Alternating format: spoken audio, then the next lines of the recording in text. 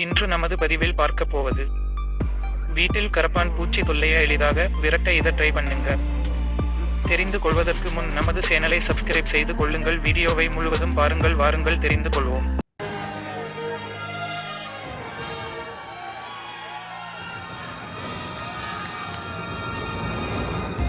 இரவில் ஏதோ அவசர வேலைக்கு சமையலறையில் விளக்கை போட்டால் கரப்பான் பூச்சிகள் ஓடி ஒளிவதை பார்ப்பது நம் அன்றாட பார்த்திருப்போம். பகலில் பெரும்பாலும் இவை கண்களில் படாவிட்டாலும் வீட்டில் நாம் அதிகமாக புழங்காத பகுதிகளில் இவற்றை காண முடியும். கரப்பான் பூச்சியின் பூர்வீகம் ஆப்பிரிக்காவாக இருக்கலாம் என்றும் 32 கோடி ஆண்டுகளுக்கு முன்பு தோன்றிய உயிரினம் இது என்றும் கூறுகிறார்கள். கரப்பான் பூச்சிகள் பாக்டீரியாக்களை கடத்துவதில் முக்கிய பங்கு வகிக்கின்றன. சமைத்து வைத்த பொருட்களில் பாக்டீரியா பரவுவதற்கு இவை காரணமாகின்றன. கரப்பான் பூச்சியால் கெட்டுப்போன உணவை நாம் அறியாமல் உண்பதால் ஃபுட் பாய்சனிங் என்னும் உணவு நச்சினால் பாதிக்கப்படுகிறோம். கரப்பான் பூச்சி தொல்லையிலிருந்து விடுபட சில வழிகளை தெரிந்து கொள்ளலாம். சுத்தம் சுகம் தரும் என்பது ஒரு பழமொழி இருக்கிறது.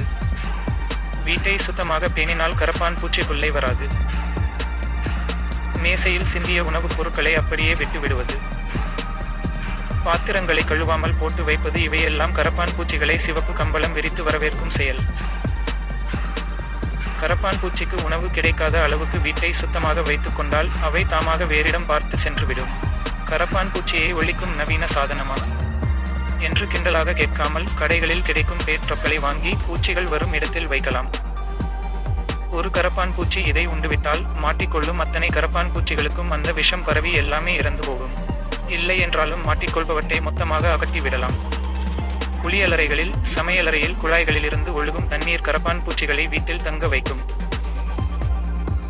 எந்த ஒரு குழாயிலிருந்து தண்ணீர் ஒழுகாமல் பார்த்து கொள்ள வேண்டும். வீட்டினுள் சூரிய ஒளி நன்கு பரவும் வகை செய்ய வேண்டும். காற்றோட்டம் நன்கு இருந்தால் கீழே சிந்தும் தண்ணீர் ஆவியாகிவிடும். நீர் இல்லாமல் கரப்பான் பூச்சியால் 7 நாட்களுக்கு மேல் தாக்குப்பிடிக்க இயலாது. வீடு ஈரம் இல்லாமல் நன்கு உலர்ந்து இருந்தால் கரப்பான் பூச்சிகள் விட்டு சென்றுவிடும். வீட்டின் தரையை தீவிர நெடி கொண்ட பினாயில் போன்ற கிருமிநாசினிகள் கலந்த நீரால் குறிப்பிட்ட இடைவெளியில் துடைக்க வேண்டும். நெடிமிக்க சுத்திகரிப்பான்களால் தரை துடைக்கப்பட்டிருந்தால் கரப்பான் பூச்சிகள் வீட்டினுள் வராது. தரையை துடைத்த பின் நீர் தங்காமல் பார்த்து கொள்ள வேண்டும்.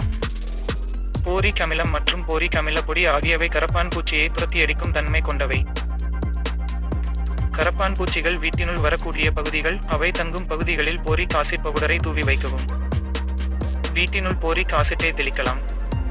தண்ணீர் படாமல் இருந்தால் போரிக் ஆசிட் பவுடர் நெடுநாட்கள் நல்ல பலன் தரும்.